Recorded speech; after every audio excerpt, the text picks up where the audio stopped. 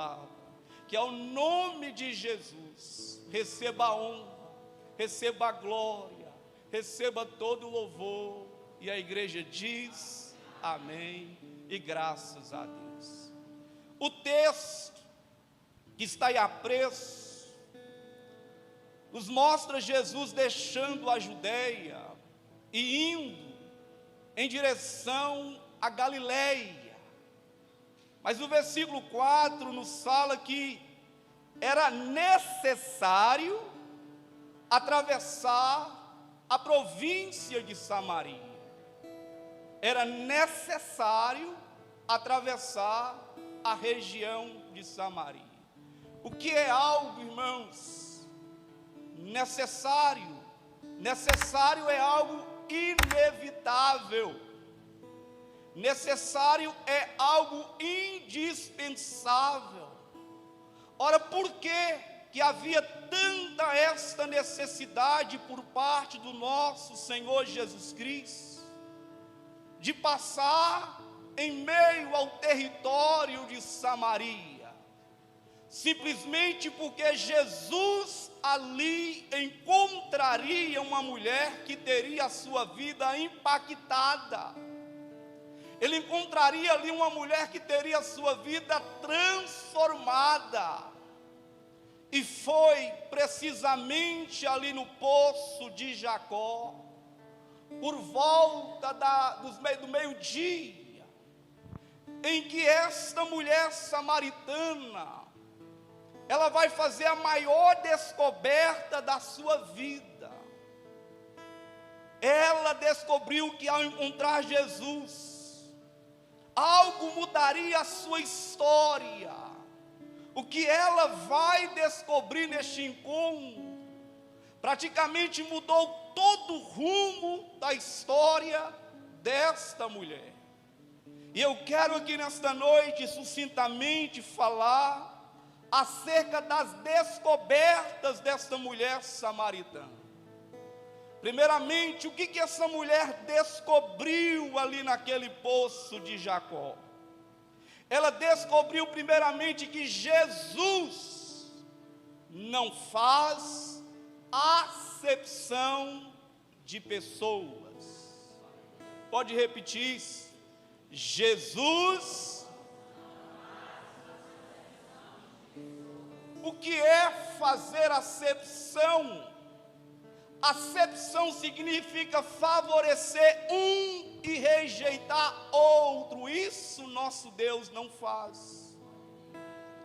Acepção significa escolher um e menosprezar outro. Isso o nosso Senhor Jesus Cristo não faz acepção de pessoas.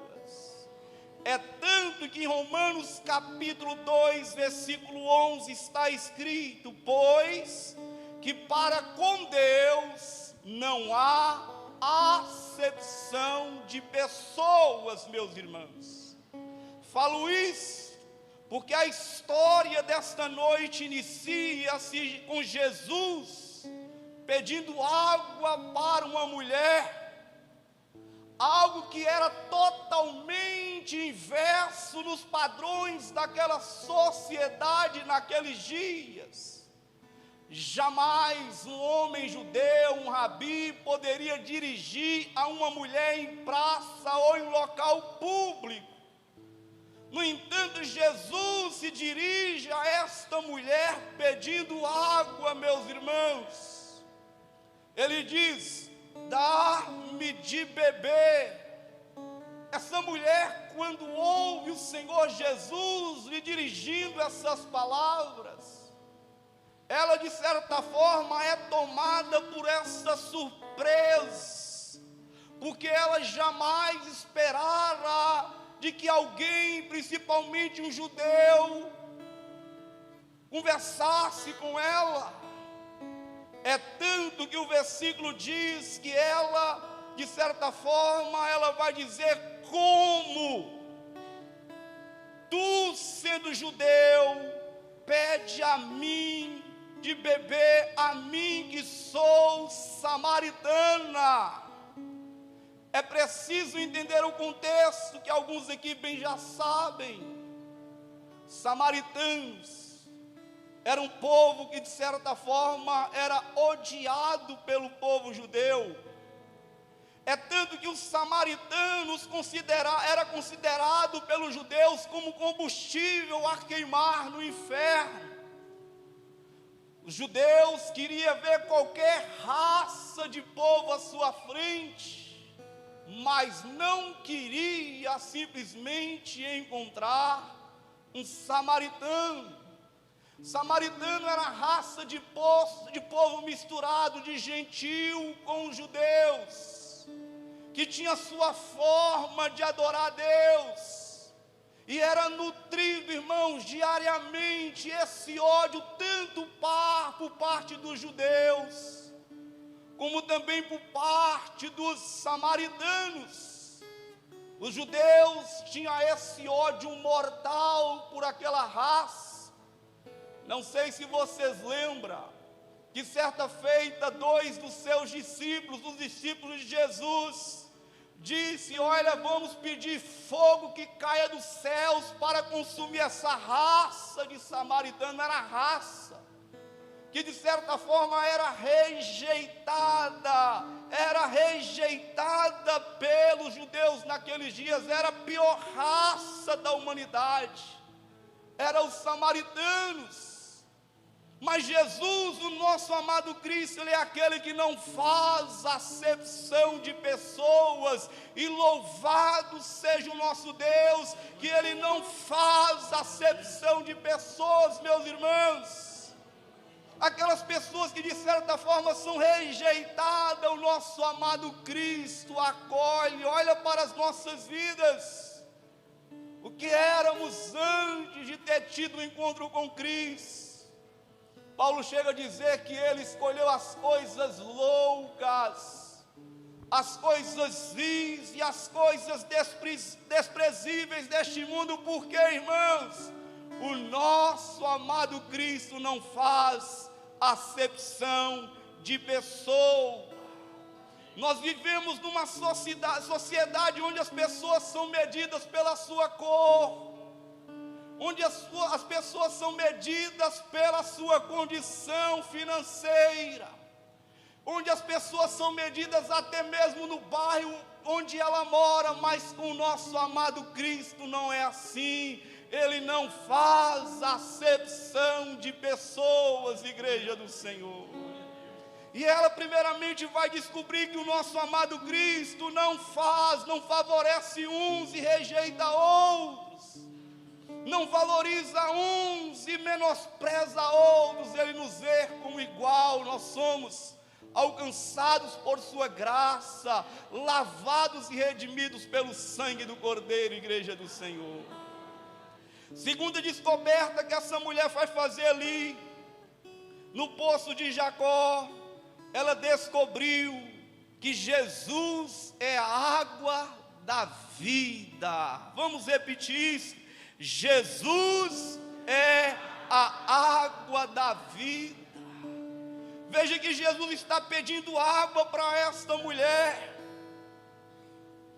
E ela então pasma, ela disse: mas como, sendo tu judeu, pede de beber a mim, que sou mulher samaritana?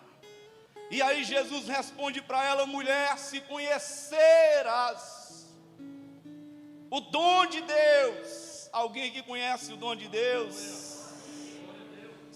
Se conheceras o dom de Deus, e quem é o que te pede dar-me de beber, e tu lhe pediria, e ele te daria água viva. Mulher, Cristo, irmãos, tem água viva para as nossas vidas aqui nesta noite.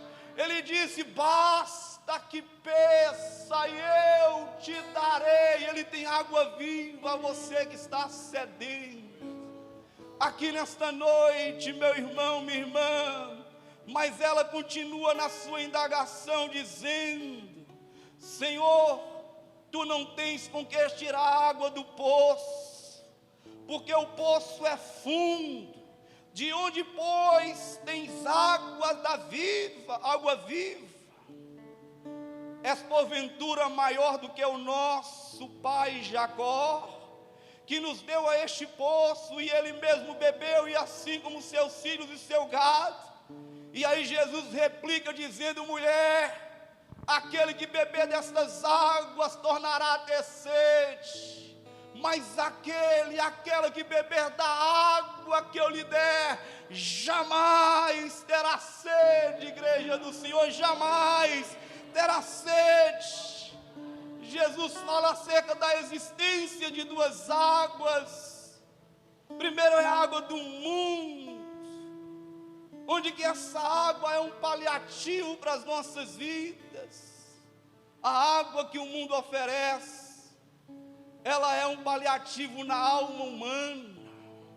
E quantas são as pessoas que de certa forma nesses dias têm procurado saciar sua sede em lugares, em prazeres desta vida, nas coisas deste mundo, nas águas que este mundo oferece. São águas que não saciam a sede.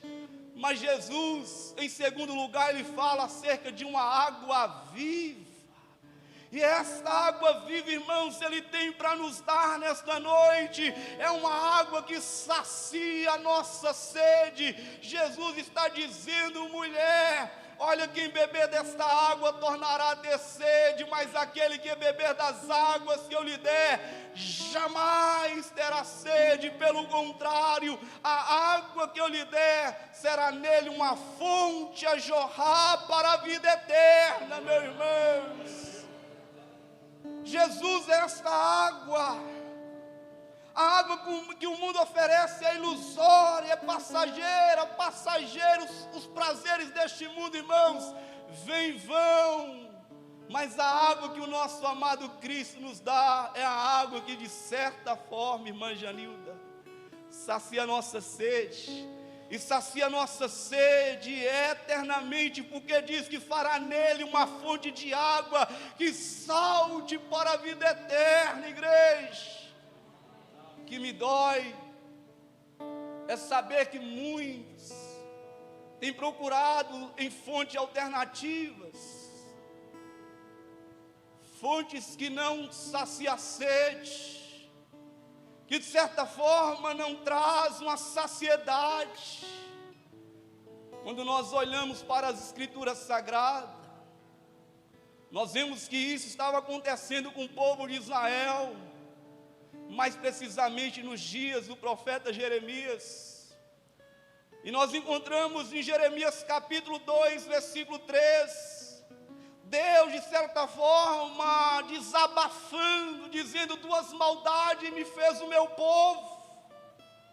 A mim me deixaram fonte de águas cristalinas e cavaram para si cisternas outras, cisternas que não retêm água. Irmãos, quantos desses dias de certa forma tem recorrido às fontes de água alternativa? São águas, irmãos, que não sacia a nossa sede, porque a única água que de certa forma sacia a sede é a água da vida, é o Senhor Jesus Cristo.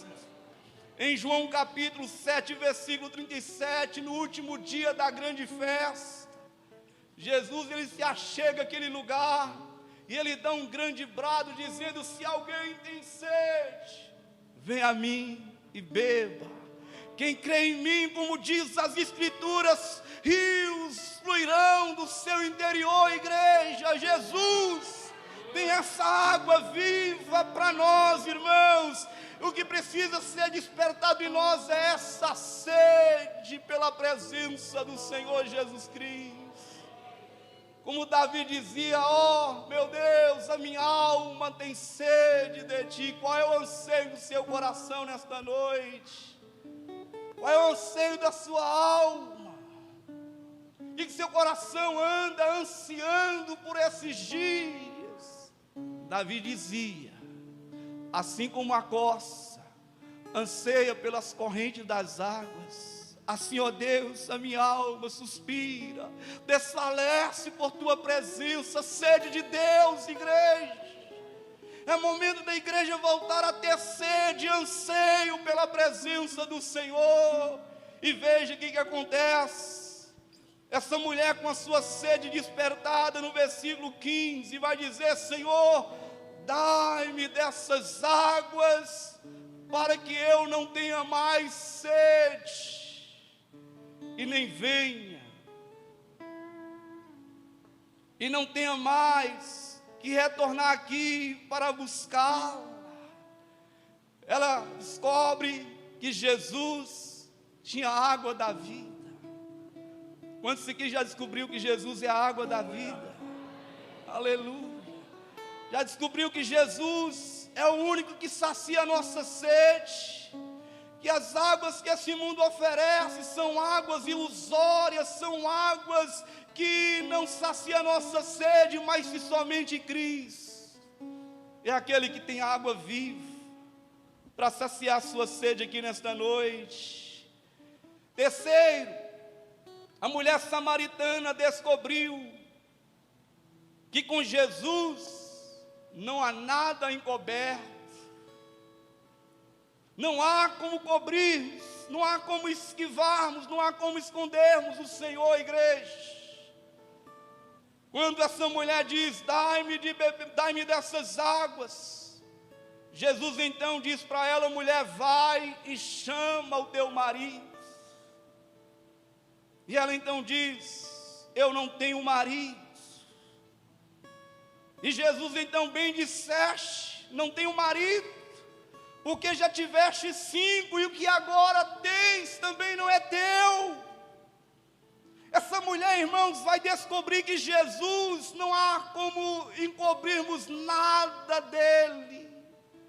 É tanto que Hebreus capítulo 4, versículo 13 diz que não há quem temos de tratar um dia. Ei, não há nada encoberto aos olhos do Senhor Jesus Cristo. João descreve que ele é aquele que tem os seus olhos como chama de fogo.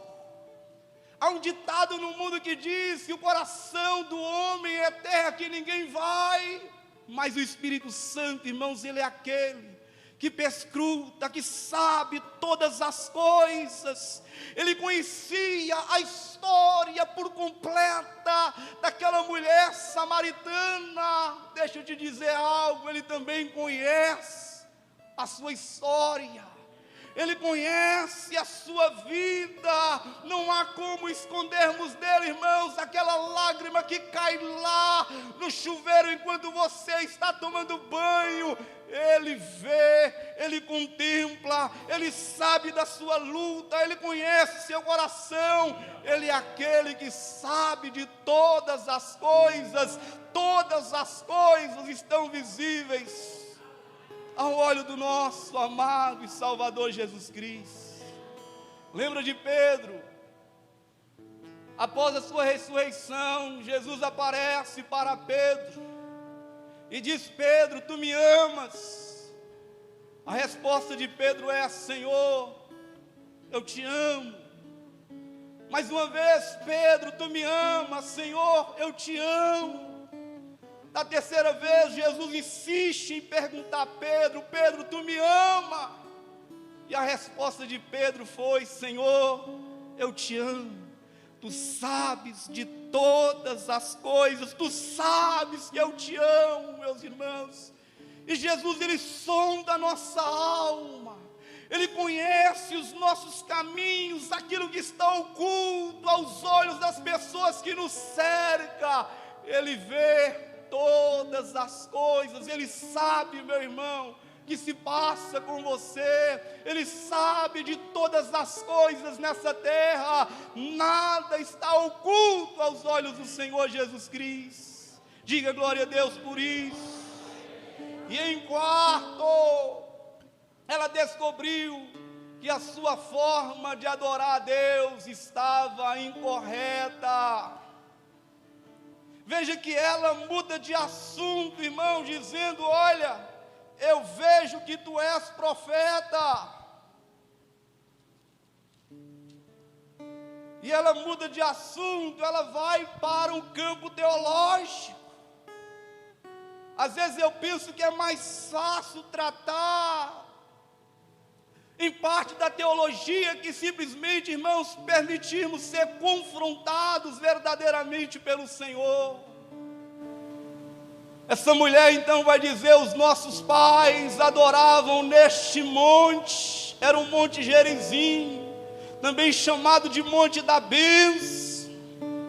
E ela vai dizer: vós entretanto dizeis que é em Jerusalém o lugar onde se deve adorar a Deus.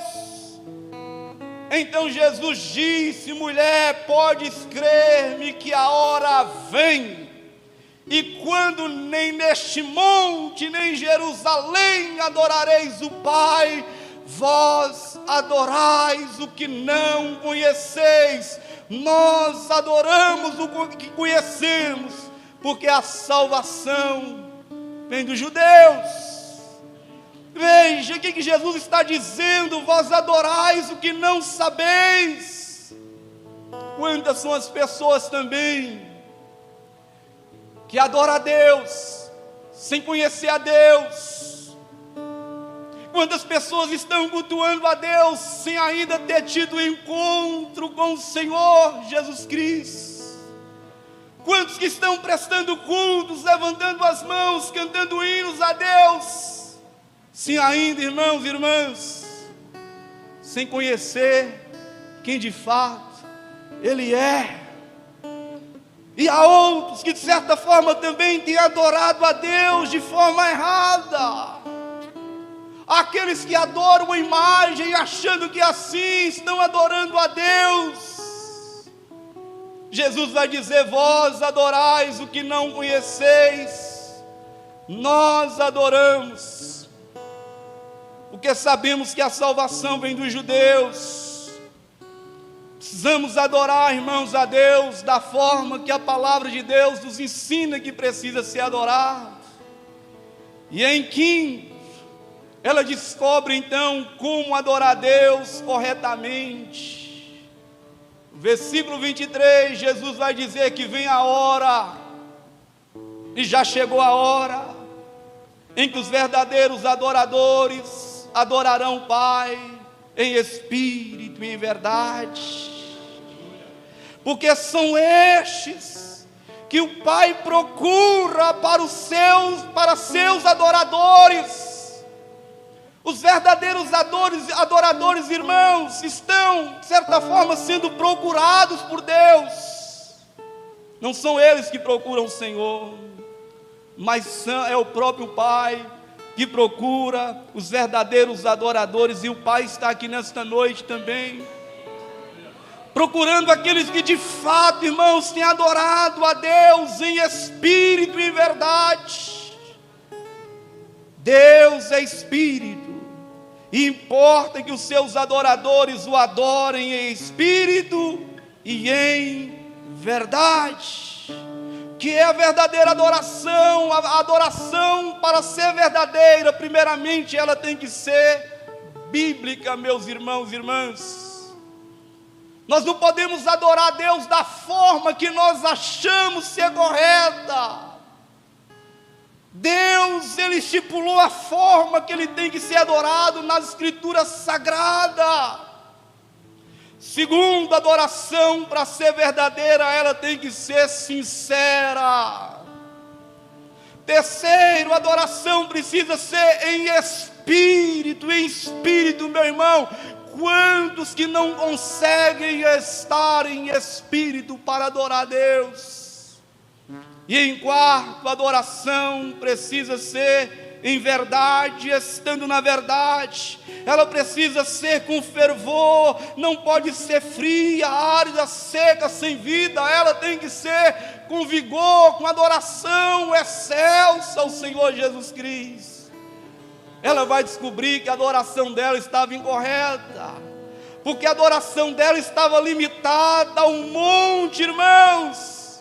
Não sabia ela que o verdadeiro adorador, ele adora a Deus tanto no monte, como em casa, como na rua, como na igreja, em todos os lugares. E nesta noite você também pode adorar a Deus aqui, meu irmão. Você pode abrir a sua boca e dizer glória a Deus. Você pode aplaudir o Senhor nesta noite.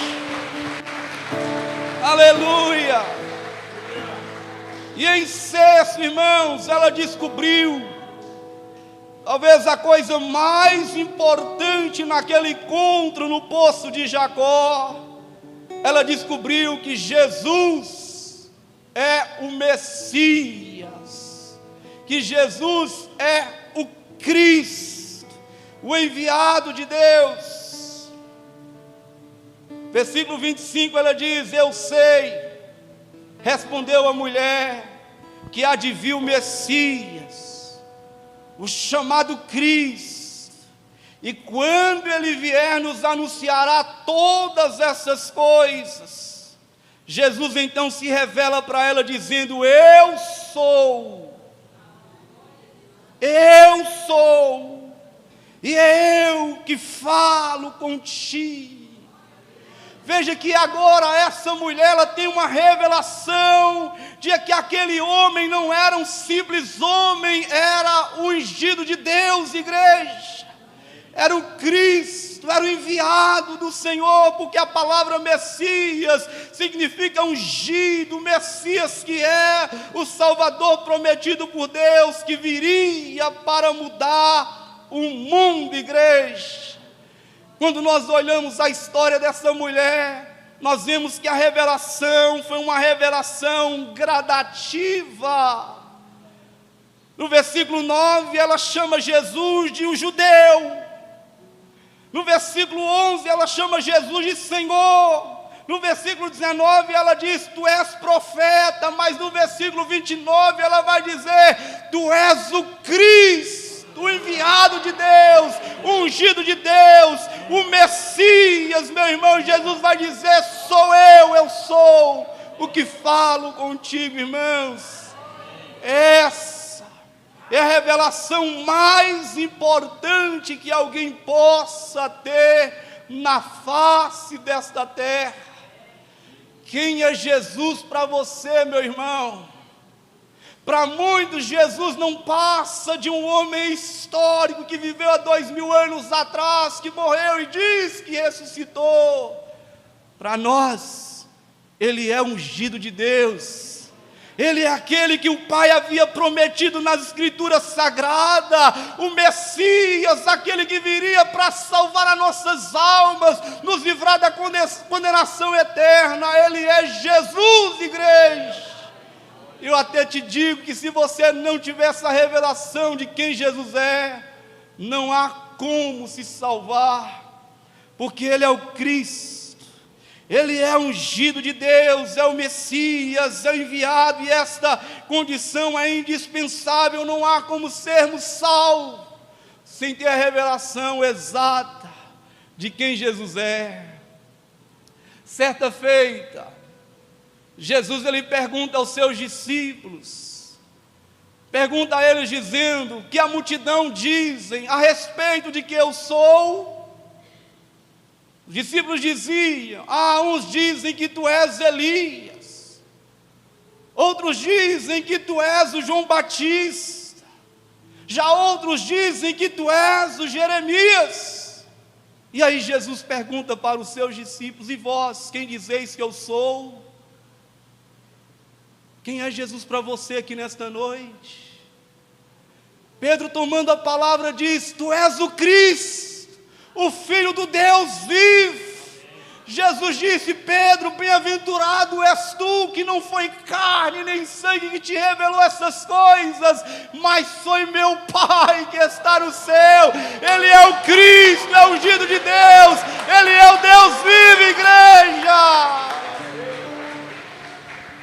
Não há como sermos salvos se não tivermos a definição de quem Ele é, igreja. E ela vai fazer essa maior descoberta. A maior descoberta, irmãos, ela vai dizer: olha, encontrei o Cristo, o ungido de Deus, o Messias que havia de vir ao mundo. Enquanto a plebe religiosa, sacerdotal, escribas e fariseus não consegue enxergar, deslumbrar quem Jesus era. Essa mulher samaritana, odiada, rejeitada, considerada como a ralé da sociedade, agora descobre que aquele homem não era um simples homem, era o Salvador, era aquele que Deus havia de salvar o mundo, igreja, e nos livrar de toda a condenação eterna. Quem é Jesus para você aqui nesta noite? Tu és o Cristo, o Filho do Deus vivo. Tu és o Messias que havia de vir ao mundo, igreja. Em sétimo e último, ela descobriu que depois de ter os seus olhos abertos, ela precisava testemunhar a igreja. Seus olhos foram abertos. Jesus é o Senhor da sua vida. Jesus é o Senhor da sua casa. Jesus é o Salvador da sua alma. Seus olhos de fato foram abertos. Veja que descoberta. Ela descobre que depois de ter tido essa revelação de quem Jesus era ali no poço de Jacó, essa mulher agora, irmã, ela descobre que precisava sair por todos os cantos, anunciando que havia encontrado o tesouro da vida dela, Cristo, igreja. A pergunta que eu faço é: será que de fato temos tido este encontro com o Messias, ungido de Deus? Pergunta que eu faço é: será que de fato a nossa vida foi transformada, regenerada? Houve um novo nascimento, regeneração na nossa vida, igreja? Se isso aconteceu, cadê o impacto na nossa casa? Cadê o impacto, irmãos, na nossa sociedade, que a cada dia está deteriorando? A igreja diz, Senhor Jesus disse que a igreja ela é sal desta terra e luz deste mundo, irmãos.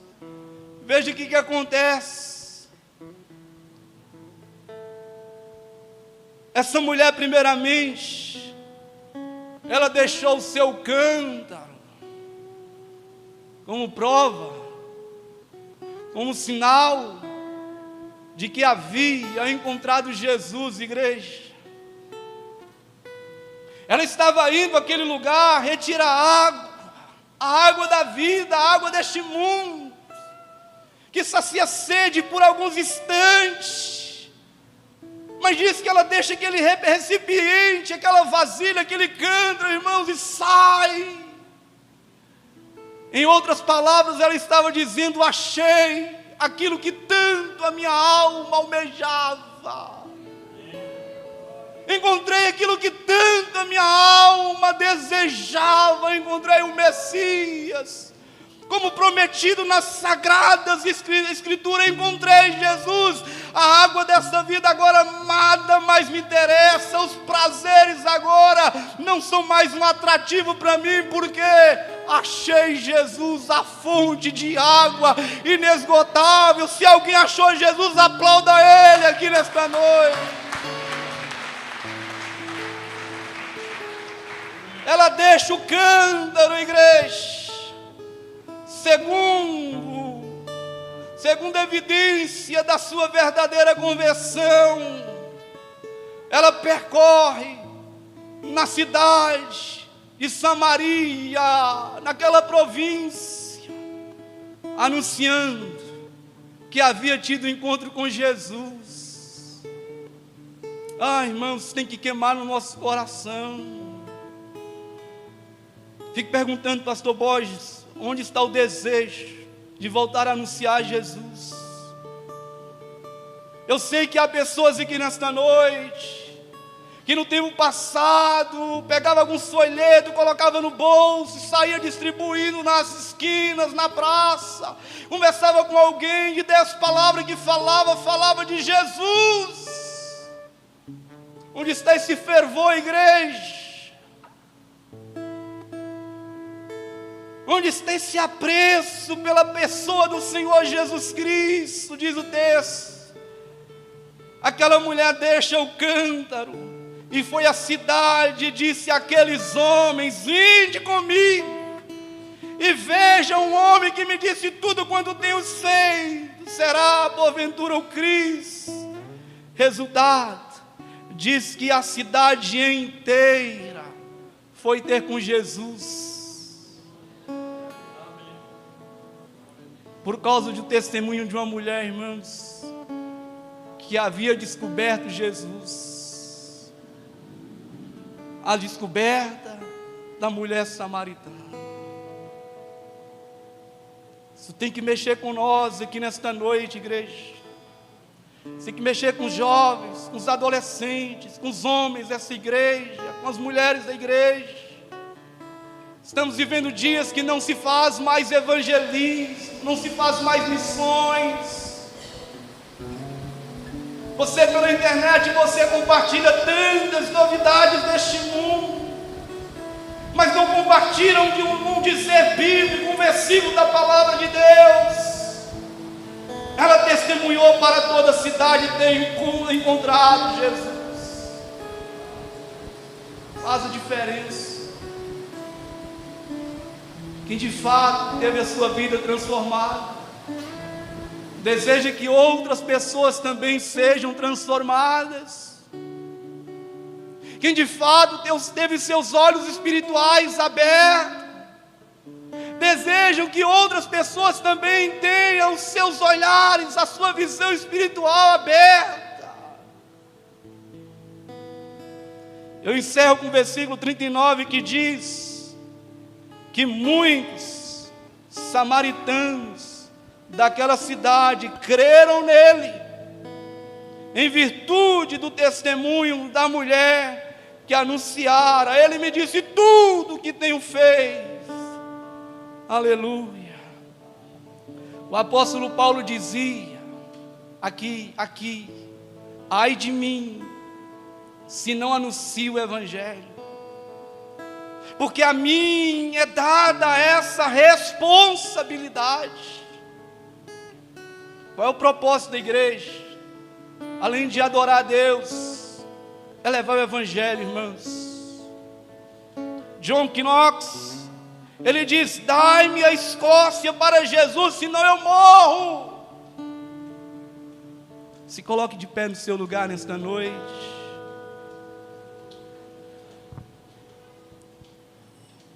E a minha oração aqui é que você tenha a sua vida transformada, assim como esta samaritana.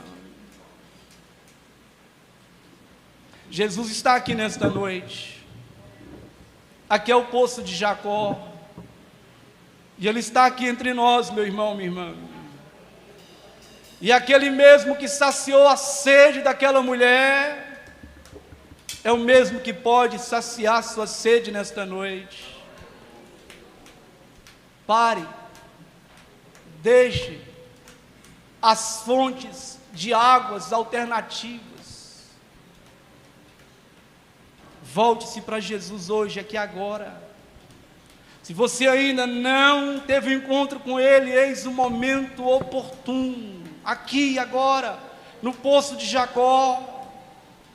E Ele está aqui, meu irmão, para transformar a sua história. A vida dessa mulher foi impactada, transformada.